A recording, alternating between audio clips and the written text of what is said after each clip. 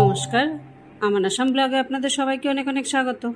আজকে রবিবার, গরমের জ্বালায় আর বাঁচতে পারলাম না। সকালে তাড়াতাড়ি উঠতে লাগলো, উঠে একজনকে জলখাবার করে দিলাম।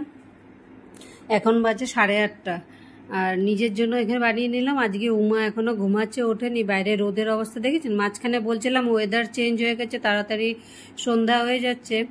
হ্যাঁ, কিন্তু এখন আজকে 3 দিন ধরে এমন গরম দিয়েছে যে এই গরম মনে হয় জুলাই আগস্টের গরমের থেকেও বেশি হচ্ছে।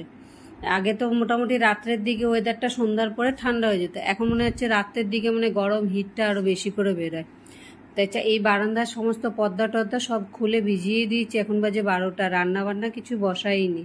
এদিকে ব্লুটুথে গানটা চালিয়ে দিয়ে আমি চলে আসলাম রান্নাঘরের দিকে, যে আগে রান্না করতে করতে কাজগুলো করি। ওইদিকে পর্দাগুলো সমস্ত ভিজানো, সোফার কাপড়গুলো সেদিন এখন আর বিছাবো না সমস্ত, আর কদিন পরে বিছাবো। আগে সব ধুয়ে নিই, নাহলে সব ধুলোয় আবার সেই নোংরাই হয়ে যায়।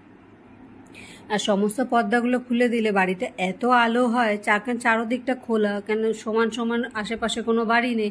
সেই জন্য পর্দাগুলো খুলে দিলে এমনিও আমার দিনের বেলা ঠান্ডার দিনেও লাইটের দরকার পড়ে না। আর এখন তো পর্দাগুলো খুলে দেওয়ার জন্য মনে হচ্ছে যেন আরও চারোদিকে সমস্ত আলো হয়ে গেছে। একদিকে ভাত বসিয়েছি, একদিকে মাছ ভাজতে বসিয়েছি।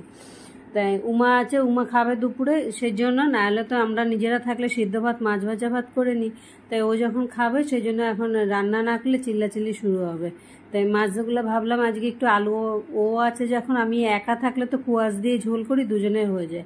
এখন ও খাবে যখন, এই জন্য আমার আর উমার জন্য আলু দিয়ে ঝোল করছি, আর ওদিকে লঙ্কা ছাড়া কুয়াশ দিয়ে করবো, সাথে বটবটি পেঁয়াজ আলুয়ে ভাজবো।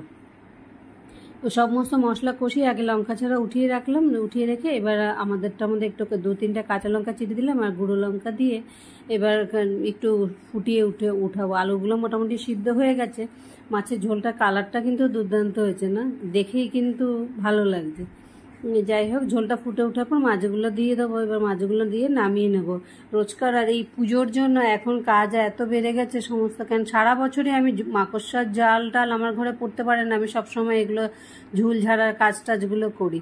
কিন্তু যাই হোক, এই যে জানলা দরজা গ্রিল ভেন্টিলেটার, আর এই বাড়িতে এত জানলা দরজা গ্রিল ভেন্টিলেটার এগুলো সমস্ত মানে রাস্তার পাশেই এত ধুলো পড়ে, তাই সেগুলো তো আর সবসময় পরিষ্কার করি না। হয়তো 3-4 মাস পর পর একটা জানলা করলাম, কোনো সময় হয়তো ভেন্টিলেটারগুলো করলাম, এইভাবে করে করি। এখন পুজোর আগে করব দেখে কোনো কিছুই করিনি।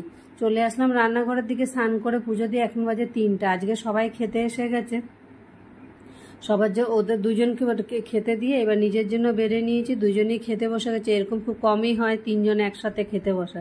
আমি রুমে নিয়ে এসে বসে পড়লাম। আজকের মতো ব্লগটা এখানেই শেষ করছি। খাওয়া দাওয়া শেষ করে আজকে আবার দেখাবো পরে আরেকটি ব্লগে।